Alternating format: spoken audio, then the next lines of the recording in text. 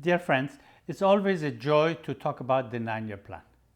The plan represents the marching orders for all of us over the 8 remaining years in its unfoldment.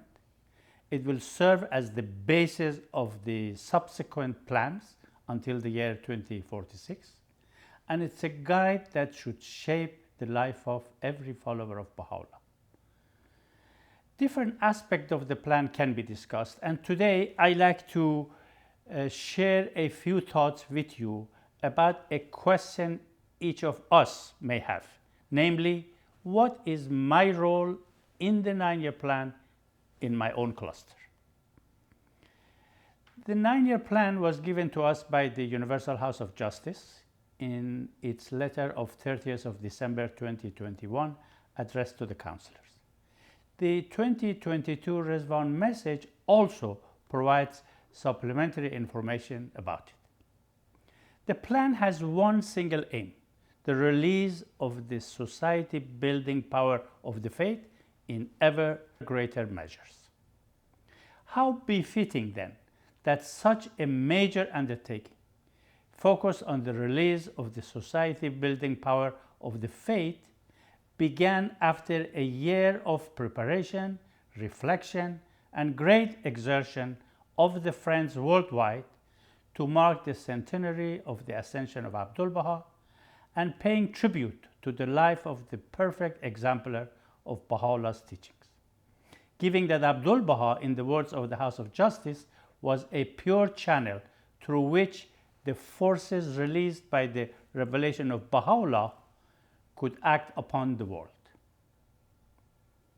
It's a plan of 9 years duration, which we can and should, as advised by the House of Justice, view it as unfolding in 2 phases of 4 and 5 years duration, planning for advances by Rizwan 2026 and then by Rizwan 2031.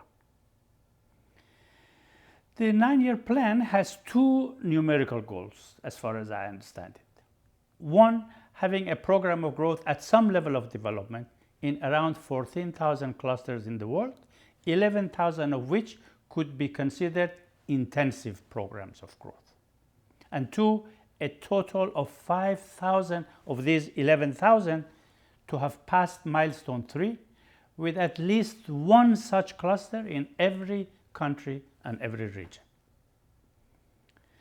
It also has a number of long-term qualitative goals. Some of them are: 1, a further rise in the capacity of the individual believer, the local community, and the institutions of the faith, for each to play its part, develop its capacities and qualities, knowing that each is incapable of manifesting its full potential on its own. Second, taking on a more expansive view on the concept of the training institute, acquiring a deeper appreciation for the centrality of education to a community founded on Baha'i principles, and making a cherished commitment to lending support and service for further development of an educational system in a state of constant refinement. Third, raising capacity for administration at all levels, preparing for effective participation in the discourses of society and for the emergence of social action initiatives. And fourth, expanding our sense of focus to accommodate many lines of action, all of which must advance without being in competition.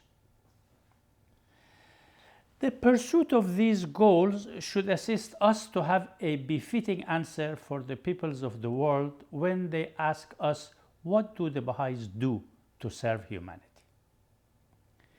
Paragraph 4 of the letter of the 30th of December offers an answer to this question.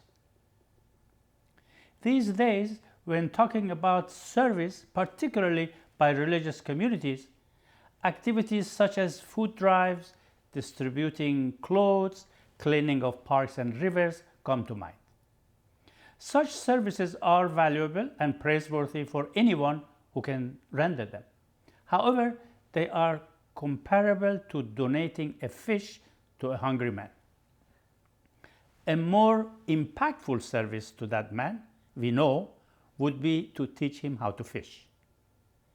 And yet, the more fundamental and profound service to him would be to quicken his heart and soul and empower him to use the God-given talents not only to meet his own needs, but also to contribute to the well-being of his fellow human beings.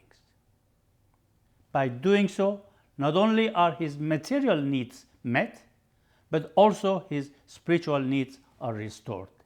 Needs such as his dignity, his nobility, and his sense of belonging to the community of human race, becoming a quickened citizen of the world and a protagonist of its betterment. Empowering people as a service to humanity. This empowerment, in the words of Shoghi Effendi, is to bring the light of divine guidance and the quickening power of the Spirit to an entirely new area.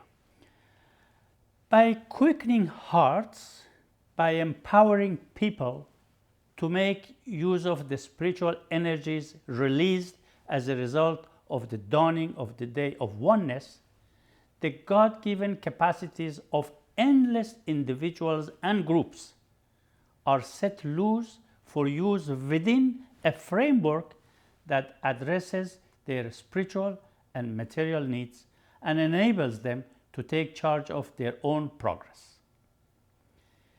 This is a service that can only be rendered to humanity by those attracted to the vision of Baha'u'llah. A Baha'i valuing all types of service rendered with purity of heart, yet distinguishing between services that any good-hearted person can render and those that can only be rendered by those whose hearts are illumined by the light of the revelation of Baha'u'llah, will do well to prioritize time and energy for the services he or she wishes to render. The 9-year plan, in addition to setting goals as what the community of the greatest name must aspire to fulfill, offers various paths to achieve each goal.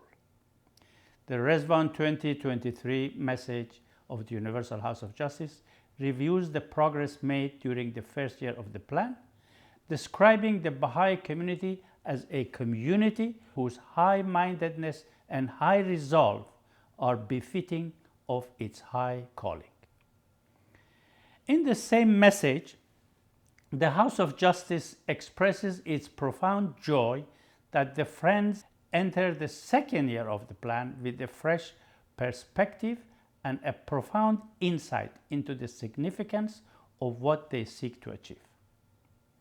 Here in Canada too, we have had the joyful response of the Friends to a dynamic start of the plan, including impressive progress towards preparation for the construction of the National House of Worship in this blessed land, and so many gatherings of the Friends in Canada in order to acquire fresh perspective of what should be achieved during the second year of the plan, and to strengthen our resolve to arise sacrificially to do so, is also praiseworthy. This fascinating global perspective of progress, friends, in which Baha'is, together with their like-minded friends in more than 6,000 clusters around the world, are striving to learn how to apply Baha'u'llah's remedy to the ills of the society around them, thereby laying the foundation of communities that will empower people to work together collaboratively to address their material and spiritual needs, and to contribute to the building of a better world based on the oneness of the human race, is a powerful means of motivation for us all to think globally and act locally, and to redouble our sacrificial efforts in our own clusters. Mention of the sacrificial efforts needed to fulfill the plan's objective reminds us all of the House of Justice statement that the 9-year plan will make demands of the individual believer, the community, and the institutions reminiscent of the demands that the Guardian made of the Baha'i world at the outset of the 10-year crusade.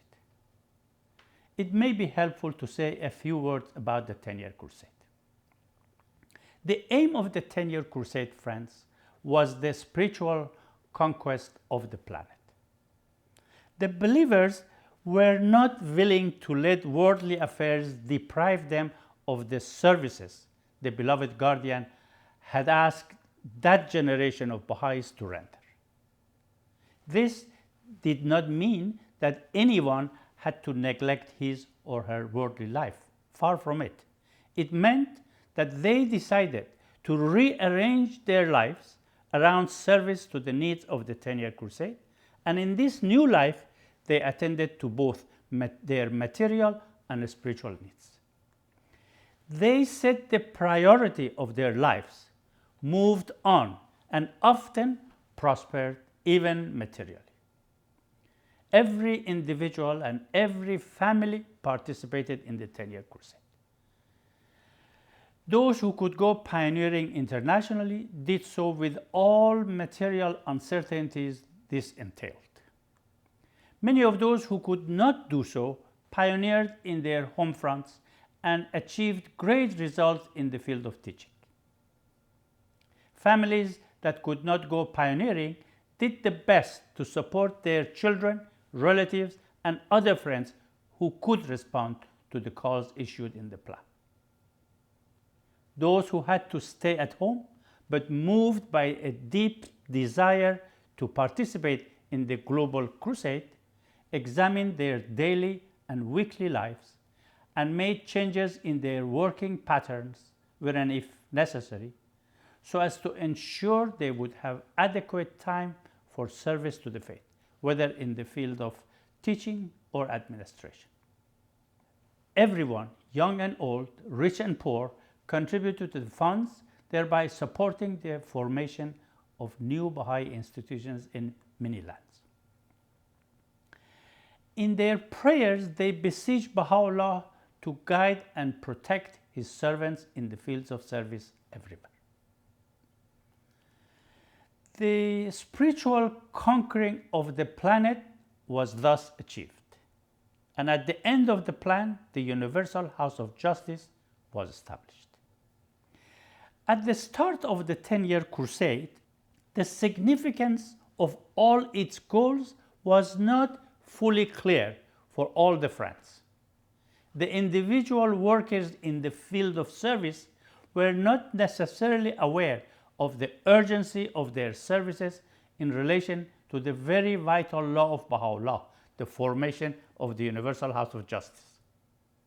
What made this mighty undertaking a success was the friends' loyalty and love for the Guardian. This prompted them to arise and to do what each could do in response to the call of their beloved Guardian. These sacrificial efforts released a multitude of spiritual forces that were instrumental in transforming hearts, raising up Baha'i communities, greatly expanded the number of Baha'i institutions throughout the world, and ultimately establishing the Universal House of Justice. The cause of God entered a new critical stage in its progress and in its ability to serve humankind. This generation of Baha'is who responded, whether as individuals or in concert with others, to the goals set by the Guardian for the 10-year crusade will always be lauded with a special measure of love and appreciation in the annals of our faith. Had the friends not arisen, the progress of the divine plan would have been delayed. It is simply impossible to imagine that they would not have responded, and even more difficult to imagine the consequences of such inaction. There are still many among us who served during the 10-year crusade or who remember the stories of sacrificial services of many friends from the East and the West. are taking the time to recall these stories during these present days will most assuredly be inspirational. In terms of the sacrificial efforts needed to fulfill the 9-year plan's objectives in our clusters, there is also a simple mathematical calculations that we should consider. The more human resources available in a cluster, the easier for everyone to advance the process of community building. But to get to the stage where human resources are in abundance in a cluster, sacrificial efforts are required by the smaller number of the existing dedicated people. Naturally, different individuals will be able to do this to varying degrees. But anyone who makes such efforts to the best of his or her ability is the recipient of this honor that the House of Justice voiced in its message of 30th of December 2021, saying how immensely blessed are those souls who, alive to the greatness of this day and the significance of their actions, strive for the emergence of a society shaped by the divine teachings. Before exploring individual responsibilities towards the requirements of the plan, I would like to briefly share a point about the importance of knowing the plan. Paragraph 4 begins by noting that the Baha'is are on the one hand seeking to gain an ever more profound understanding of Baha'u'llah's teaching, and on the other are learning to apply them to the needs of their society. It is true that knowing the plan at a deeper level will be a great assistance to us in applying its provisions to our clusters. But we also know that the more we apply these provisions, the deeper our understanding of the plan and of his revelation will become. Sometimes it can take decades before the full wisdom and the strategic importance of the emphasis that is given to a certain activity of a plan is understood by the body of the believers. Nevertheless, history has shown that a lack of full understanding has never been an obstacle for Baha'is to arise to implement the goals of any of the plans. The legacy of the community is that whatever the level of its understanding of the divine plan, generation after generation of Baha'is have arisen to contribute to its successful implementation. This is our legacy, the legacy which we, the current generation, I am confident, will strive for until the goals of the 9-year plan are successfully achieved in our own cluster, in Canada, and in all the clusters in the world. In March of this year, Vida and I were in Kinshasa, the capital of the Democratic Republic of Congo, to attend the inauguration of the first national house of worship in the Baha'i world. The glory of the ceremony, with more than 2,000 people in attendance, including the high-ranking officials of the government and of the diplomatic corps in the country, I did not describe, as you must have read of it in the Baha'i News. How the beauty of the temple and the landscaping of the surroundings have joined hands to create an environment that creates spiritual upliftment is something that one can only fully appreciate by being there. The quality of the National Assembly's reporting to the gathering on the progress of the community building efforts in that country, with more than 700,000 souls involved in the core activities, was indeed praiseworthy, and an example of what the House of Justice articulated in its 2023 Rizwan message of a Baha'i community that sees kinship, not difference. I'd like to share with you a thought that occurred to me when I was sitting in that spiritually empowering atmosphere. Overwhelmed by the majesty of that ceremony, it occurred to me that the process of international pioneering to DRC must have begun with the call of the beloved guardian during the 10-year crusade, and then reiterated in subsequent plans by the Universal House of Justice. Canada can be proud of her contributions as it sent a number of international pioneers to that country. These pioneers, as we all know, voluntarily made significant changes to their lives in order to partake of the bounties of service to the cause of Baha'u'llah when they responded to the needs of the divine plan at that time. Having lived in the neighboring country Zambia for years, I can tell you that many of the international pioneers focused on the stage of the development of the national community of their pioneering post were not fully alert to the significance of their own services within the bigger picture of the unfoldment of Baha'u'llah's New World Order. It was not, for instance, unusual to hear questions as to why so much significance is given to the formation of a local spiritual assembly in a remote village where outwardly little would appear to change or occur as a result of the formation of that assembly. At times, some may even have wondered about the amount of attention paid to the statistics regarding the number of local assemblies in any given region. Yet here we were, 50 years later, able to see in a more tangible way the services that the Baha'i community of the Congo is rendering to that country and to humanity, and to observe how that National Assembly is now functioning as one of the strong pillars of the Universal House of Justice, along with the other 176 National Assemblies that elected the membership of the House of Justice this Rizwa.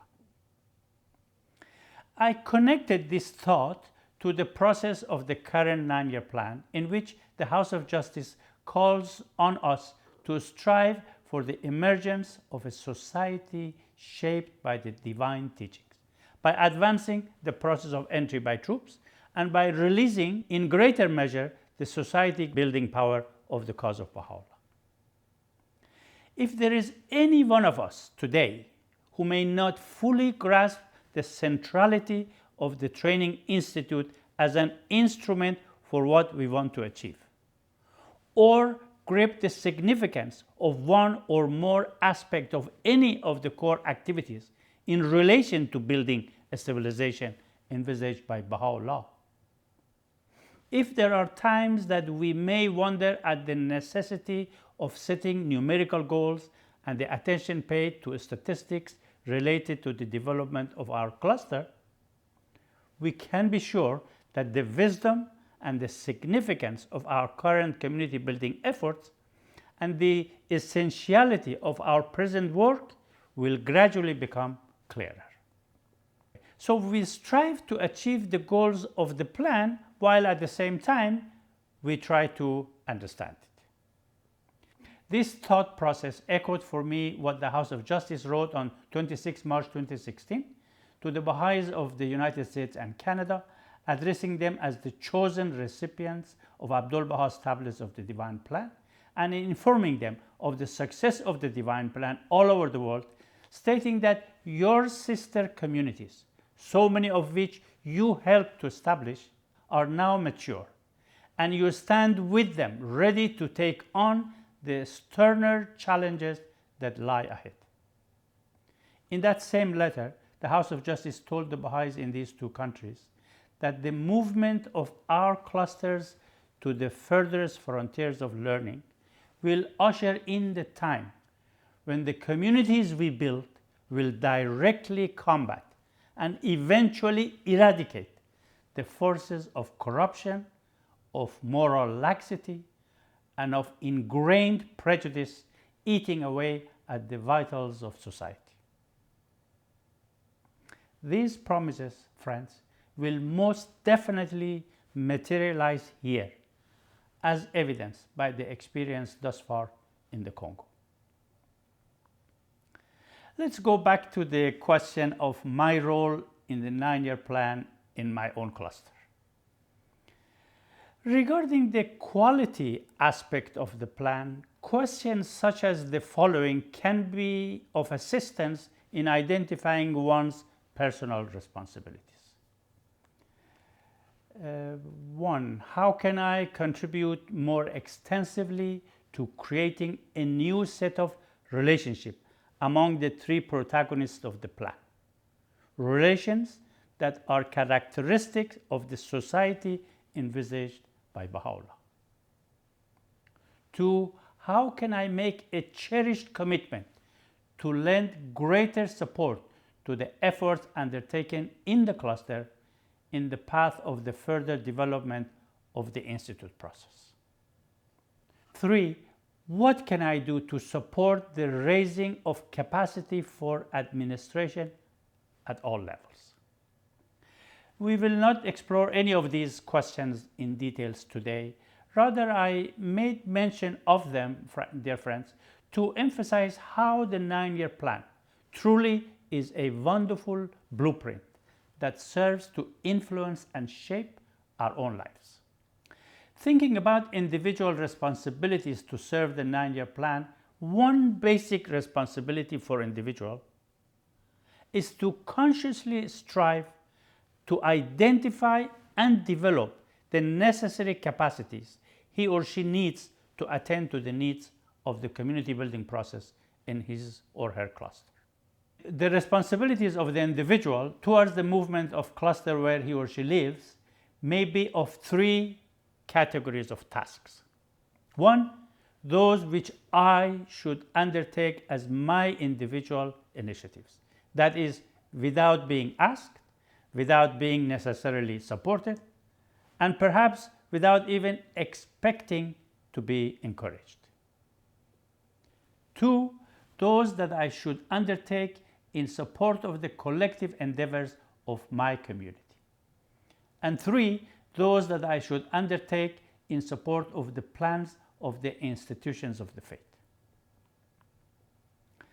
As to the type of activities in our cluster, paragraph 5 of the message explains that a greater expression of the society building power of the faith requires first and foremost still further advances in the process of entry by troops in every part of the world.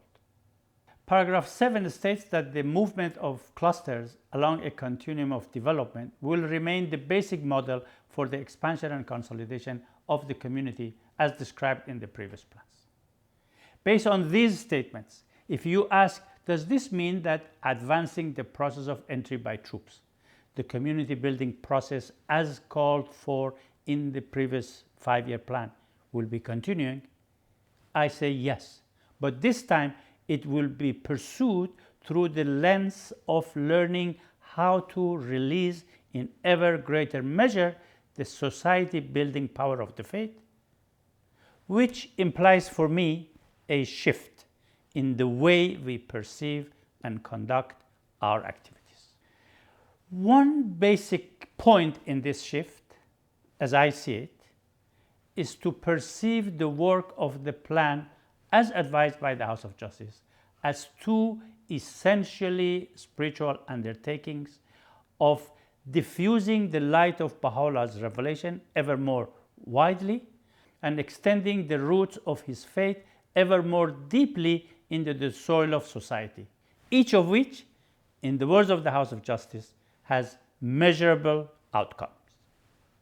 Perceiving our activities in this way increases our awareness of the profound value and significance of even the smallest of the activities in which we are engaged. The concept of spiritual undertakings having measurable outcomes also obliges us to be more systematic in carrying them out and in measuring their progress. Reflecting regularly on both undertakings, setting measurable goals, whether quarterly or annually, with delineating a path towards achieving each goal and assessing the progress are among the various practical steps that this shift demands. This shift has implications both for the cluster agencies and for individuals and families. Consider, for instance, the nature of quarterly or annual plans for a cluster. It does not have to be complicated. A few realistic goals and the path towards achieving each can constitute a plan. The following 4 interrelated plans appear to me essential for many of our clusters today. 1. A plan to strengthen the training institute in the cluster. What are the next 2-3 points about the training institute in the cluster that can be strengthened in the next coming year? What are the steps to be taken on the path to doing this? Number 2, a plan to increase the efficacy of the cycles of growth. What are the 2 or 3 things to improve the way cycles of growth work? And what is the path to achieving this? 3, a plan to increase the effectiveness of home visits by viewing it as an effective path not only for tackling the question of the isolation of believers, but also for addressing various needs of the cluster, including the promotion of core activities. And 4, a plan to help the believers to fan within their hearts a passion for teaching and reflect periodically on effective ways of teaching the faith in their surroundings. Another point in this shift may be related to being generally more systematic. Implicit in building an ever-advancing nucleus of individuals, or in creating a growth program of increasing size and intensity, is indeed the need for the use of measurable outcomes. Otherwise, the ever-increasing nature of the nucleus or the increasing size and intensity of the growth program may not receive the necessary attention. In the Rizwan 2021 message, the Universal House of Justice refers to the capacity for preparing simple plans at the level of the cluster that began to be cultivated and encourage this to be expanded. How do we expand this capacity? Setting goals with measurable outcomes and identifying a path towards achieving each goal is a timely expansion of this capacity, in my opinion. Having plans and goals for a cluster can be very helpful in other ways, as it would, for example, make it easier for the teaching teams and individuals to make their own plans and set their own goals. One other point in this shift called for by the 9-year plan is implied in this guidance of the Universal House of Justice.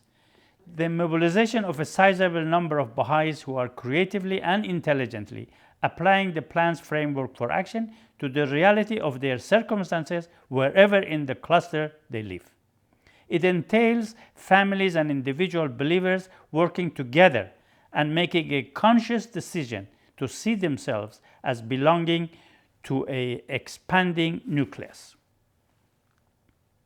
This is already happening in a number of clusters through the formation of nuclei of friends or teaching teams. Of course, teams would need to be assisted to learn how best to function in the light of this guidance. A few friends from 4 adjacent neighborhoods in a cluster in the south sub-region of Ontario started serving as a team in 2019. At the beginning, they had 1 weekly devotional gatherings and only Baha'is participated in it. Regular study of the guidance of the House of Justice has allowed them to remain clear that they are not a group of friends to consult and agree on how to collaborate with each other in severing the faith in the cluster. Rather, by forming a team, they have created a space where a few friends get together in an orderly, regular way, committed to learn how to creatively and intelligently apply the plan's framework for action to the reality of their own circumstances. This commitment has implications, one of which is to learn not to make decisions based on what one thinks is a better way of teaching, but rather on experience of what has worked. Soon this group of friends learned that when the formation of a team is based on love and fellowship among the members, the result is the multiplication of power and capacities. When the team benefits from regularity of meetings and activities, from increasing systematization, and from action and reflection, progress can be significant. One of the ways learning from others with similar circumstances is achieved by the study of the written reports provided by the auxiliary board members to such teams. The team has learned that there are many benefits from applying to itself much of the guidance given to a cluster.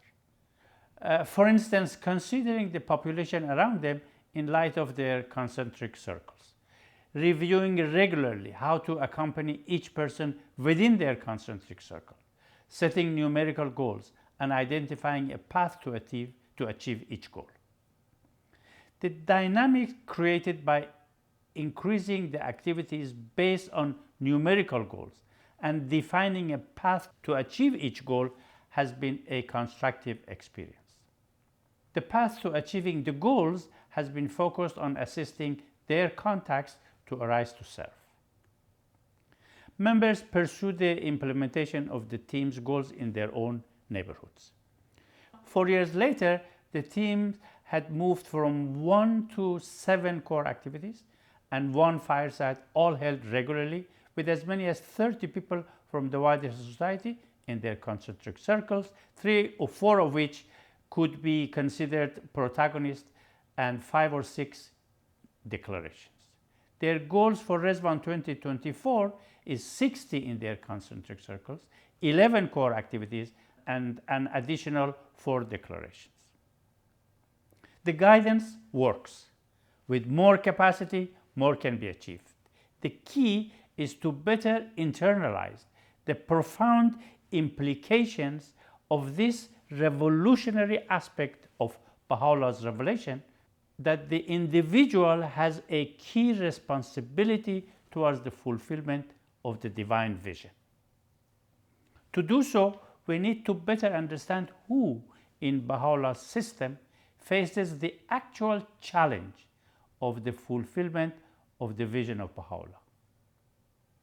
Shoghi Effendi clarifies this by telling us in stirring terms, this challenge, he says, so severe and insistent, and yet so glorious, faces no doubt primarily the individual believer on whom, in the last resort, depends the fate of the entire community.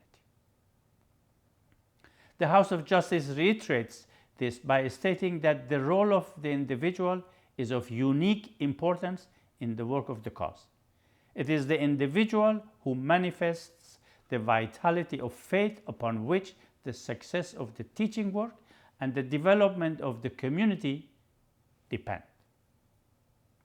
All the efforts of the institutions and the community are indeed aimed at inspiring and enabling individuals to arise and serve. Shoghi Effendi underscored the absolute necessity of individual initiative and action. And nothing can replace the responsibility laid upon the individual to contribute to the progress of the divine plan. In other words, whatever the case, whether the cluster agencies announce a plan or not, and whether or not there is enough encouragement to individuals to arise, one thing is absolutely clear: it is the responsibility of the individual to arise and serve the divine plan. How does one respond to this responsibility? In this light, each one of us can ask questions of ourselves. One essential question to me is this: do I consider the progress of the 9-year plan in my cluster as the preoccupation of my life, or just a duty? When something is my duty, I put it in the list of my duties and do my best to attend to the list. But if something is the preoccupation of my life, I constantly think and plan for it. It is something around which I would organize my entire life. When my material business is not doing well, its improvement is the preoccupation of my life until it's better. When my child is sick, her or his health becomes the preoccupation of my life. All such tasks are, of course, part of what God wants me to do, but what about the direct needs of the faith? Don't they also need my focused attention? With this question in mind, does the individual need a plan for his or her more direct services to the cause? Well, God the Almighty has two plans and has sent two manifestations of God to implement them. The greater plan of God is directly moved and overseen by Baha'u'llah. He also inspires and guides the Universal House of Justice to oversee the minor plan of God, in which individuals have a key role to play. Based on what is received from the House of Justice, and in consultation with the councillors, every National Assembly and every regional council, including those of Canada and that of Ontario, maps out a plan for its country and province.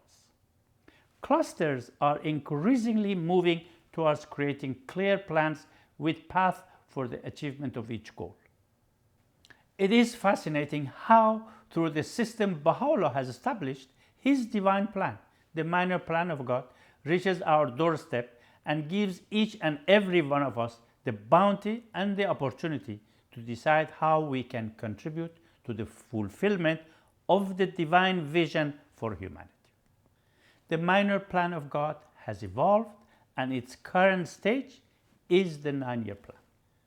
As each of us seek to align our life with the will of God, so as to win the good pleasure of Baha'u'llah, so as to show a befitting response to our love for the Universal House of Justice, questions naturally arise, such as, what can I as an individual, or what can we as a couple or a family do for the progress of the plan in our cluster?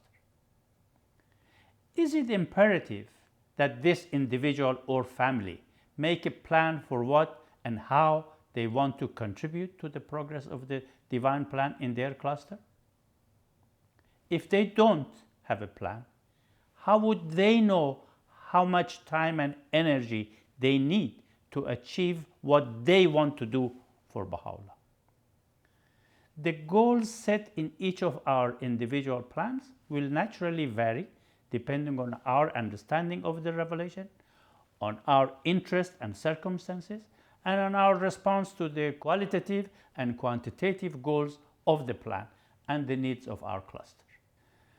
Among the immediate needs of all the clusters of our region is the capacity to teach the faith effectively and to invite larger numbers of people from the wider society to the courses of the Training Institute.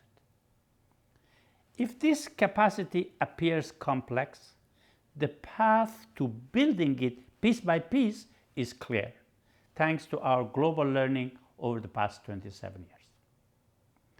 The art of fostering lasting friendship with our neighbors, the passion to teach the faith, to learn the most effective approach to teaching in one's own neighborhood, to acquire the skill to introduce the Institute materials to our neighbors, friends, and co-workers, and to refine the language used to explain what the Baha'is are engaged in.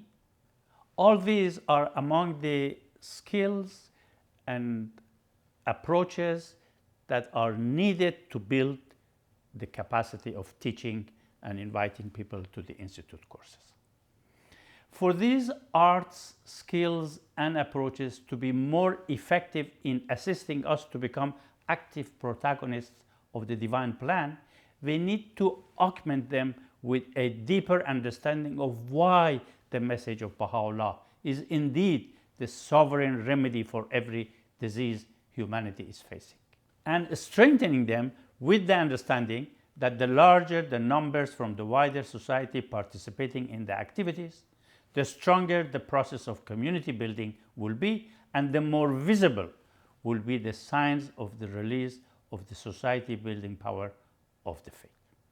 Another set of capacities we need to develop in this regard is related to the changes each one of us must make in our lives in order to have adequate time and energy for the work of the faith and to be able to be engaged in many lines of action, all of which must advance without being in competition. As Baha'is, there are many things we must do. Baha'u'llah has enjoined upon us to observe laws and ordinances, and we as individuals see it our duty to observe them. The laws of obligatory prayer, fasting, payment of huququllah, etc. are examples of this. The responsibility laid upon the individual to engage in teaching the cause of God, however, appears to require special attention. First, he says, the pen of the Most High has decreed and imposed upon everyone the obligation to teach the cause.